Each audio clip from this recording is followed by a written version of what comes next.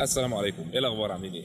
النهارده تكلمنا مختلف شويه. كتير جدا من حضراتكم بيستخدم الموبايل سواء في انه يعمل مكالمات او الدخول على الانترنت عن طريق الشبكه، طبعا مش عن طريق الواي فاي الموجود في البيت. ازاي عمليه الاتصال دي بتتم؟ من خلال ابراج الشبكات المحمول اللي موجوده ورايا.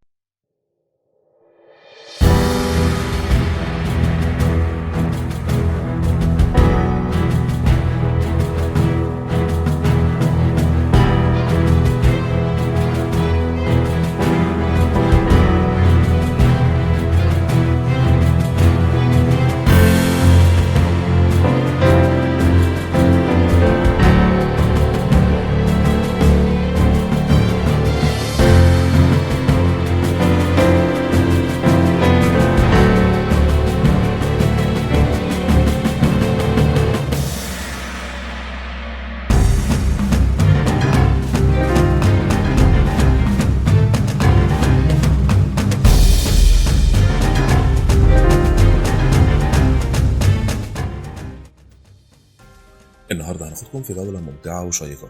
النهارده هنعرف ازاي الموبايل اللي في ايدك ده بيفضل متصل في اي مكان بيكون موجود فيه. اتصالك بكل العالم بيكون عن طريق الابراج اللي كلنا بنشوفها على اسطح المباني، واحيانا بتكون على شكل نخلة لما بتكون في كومباوند سكني او قرية سياحية، عشان المنظر فوق البنايات بالشكل التقليدي للشبكة ما بيكونش مناسب للمناطق السكنية من النوع ده. كل برج من دول بيكون مسؤول عن تغطية عدد معين من المشتركين او مساحة معينة.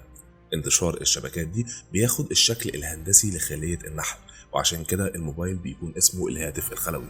المفترض ان موبايلك بيكون داخل خلية من الخلايا ديت او نطاق معين واخد الشكل الهندسي للخلية، ولما بتنتقل من الموقع الجغرافي للخلية اللي انت فيها لخلية تانية بيتم نقل اتصالك للبرج اللي بيغطي الخلية الجديدة دي اللي انت اتنقلت ليها. نفس الكلام بيحصل حتى لو معاك مكالمة، وعشان كده اوقات كتير جدا المكالمه بتضعف في اي وقت بيتم انتقالك من برج للتاني. بالنسبه للبرج الخاص بالشبكه بيتكون من ايه وبيتصل بموبايلك ازاي؟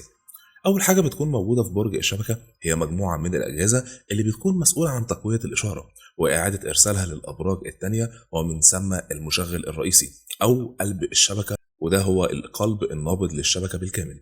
بتكون مهمته هي تحديد مكانك باستمرار، موجود في انهي مكان تبع انهي برج شبكه، وبيكون متسجل عليه رصيدك قد ايه ونظامك وغيرها من المعلومات الخاصه بيك. نرجع تاني للشبكه. موبايلك بيكون متصل باحد ابراج الشبكه، والبرج بيكون متصل بباقي الابراج والمشغل الرئيسي اللي اتكلمنا عنه. البرج بقى بيكون مكون من 3 اجزاء رئيسيه، وهم الهوائي اللي ظاهر قدامنا على الشاشه، وده بيكون مهمته هو الاتصال بموبايلك. الجزء الثاني وهو الميكروويف، وهو الجزء الدائري اللي ظاهر قدامنا دلوقتي، وده جهاز بيقدر انه يتصل ويرسل ويستقبل حجم داتا ضخم جدا، سواء مكالمات او اي داتا تانية زي الصور والفيديوهات في حالة الاتصال بالانترنت. وده بتكون مهمته هي ربط الابراج ببعضها، لكن موبايلك ما بيكونش متصل عليه. طريقة عمله هي نفس فكرة الميكروويف اللي موجود في كل بيت، الخاص بتسخين الاكل. الاتصال من خلال الميكروويف بيكون على شكل خط افقي غير قابل للانتشار. الخط ده بيحقق الاتصال بين نقطتين، بعكس موجات الراديو واللي بيكون انتشارها في كل الاتجاهات. وعشان كده الهواء اللي بيكون مسؤول عن ربط موبايلك بشبكة ما ينفعش يعتمد على تقنية الميكروويف. أما الجزء الثالث والأخير فهي مجموعة أجهزة تقوية الإشارة، واللي اتكلمنا عنها واللي بتكون مهمتها هي تقوية الإشارة وتجهيزها للإرسال للأبراج الأخرى، ومن ثم قلب الشبكة أو المشغل. من خلال الثلاث أجزاء دول الموبايل اللي في إيدك بيقدر إنه يفضل متصل بالعالم في أي مكان بتكون موجود فيه داخل نطاق الشبكة اللي أنت تبعها. ننتقل للنقطة التانية. لو عندك شركة والإنترنت العادي بيكون في مشاكل أو سرعات مش كفاية لشغلك، في حاجة اسمها إنترنت مايكروويف، وهو إنترنت شركة الاتصالات بتزودك بيه من خلال جهاز مايكروويف زي اللي اتكلمنا عنه في تقريرنا بالظبط. أسعاره بتكون بعشرات الآلاف من الجنيهات حسب السرعة، وده بيستخدم في الشركات الكبيرة والبنوك ومواقع البترول وغيرها. الفكرة إنه بيقدم حجم إنترنت غير محدود، وكمان سرعات واعتمادية بتتناسب مع طبيعة الشغل لو معتمد بشكل كبير جدا على الإنترنت.